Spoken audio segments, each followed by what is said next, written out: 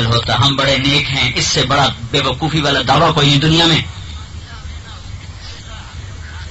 عمر رضی اللہ عنہ وہ شخص ہے جس کے اسلام لانے پر آسمان کے فرشتوں نے بھی خوشیاں منائی تھی. عمر وہ شخص ہے جس کو اللہ کے نبی نے اللہ سے مانگا یا اللہ عمر دے دے.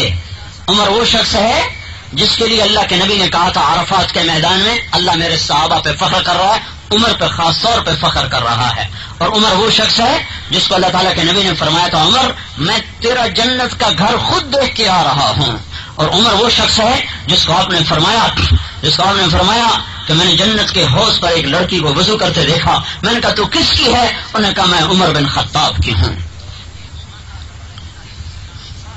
22 لاکھ مربع میل میں اسلام پھیلایا اور حق اور باطل میں تمیز کرنے والا کہلایا، اور 14 پیوند لگا کے حکومت کے تخت پر بیٹھا.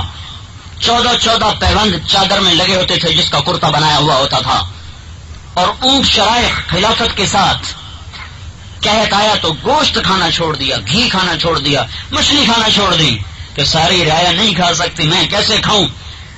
ایسا عمر جب اور نماز میں خنجر لگا، شہادت کامل جب موت نے دستک دی تو بیٹے کی گود میں سر تھا، کہنے کہ بیٹا زمین پہ ڈال دے. انہوں نے گود سے ہٹا کے پنڈلیوں پہ سر رکھ لیا. کہا وہ حق دیوانے سمجھتا نہیں میں کیا کہہ رہا ہوں، زمین پہ رکھ دے مجھے. تو انہوں نے زمین پہ رکھا تو اپنے گالوں کو سیدھا ایسے مٹی میں یوں ڈال دیا اور ایسے اپنا منہ ملنے لگے مٹی میں اور رونے لگے. ان کے آنسوں سے زمین بھیگ رہی تھی اور کیا کہہ رہے تھے ویل لک یا عمر ان لم یغفر لک ربک، اے میرے رب اگر آج تو نے عمر کو معاف نہ کیا تو عمر ہلاک ہو جائے گا. آج تو نے اگر عمر کو معاف نہ کیا تو یا اللہ عمر ہلاک ہو جائے گا. جس کو نبی کے بائیں پہلو میں قبر میں یہ ہو وہ یہ کہہ رہا ہو کہ یا اللہ اگر تو نے آج مجھے معاف نہ کیا تو میں ہلاک ہو جاؤں گا.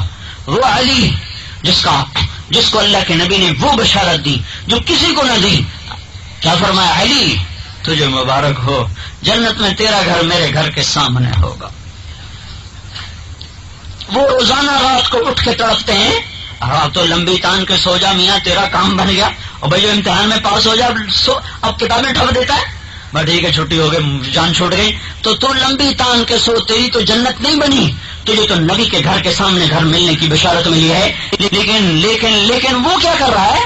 زرار ابن زمرہ کنانی فرماتے ہیں میں دیکھتا تھا راتوں کو جب تارے تھک کے اونگ رہے ہوتے تھے، رات چل چل کے تھک چکی ہوتی تھی، تاریکی کا راج ہوتا تھا، لوگوں کو نیند نے دبوچا ہوتا تھا، اور ایک شخص کوفے میں مسل پہ تنہا بیٹھا، داڑھی کو تو دونوں ہاتھوں سے ایسے پکڑا ہوا اور ایسے تڑپ رہا ہوتا تھا جیسے کوبرے سانپ نے ڈس لیا ہو، جیسے کالے سیاہ ناک کا ڈسا ہوا تڑپتا ہے، اور ایسے روتا تھا جیسے غموں کا مارا روتا ہے، اور یوں کہتا تھا یا ربنا یا ربنا.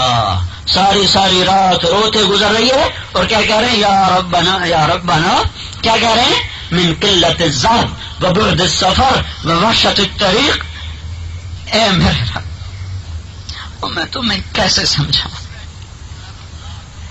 کہاں سے الفاظ لاؤں جو تمہارے دل پر دستک دے سکے.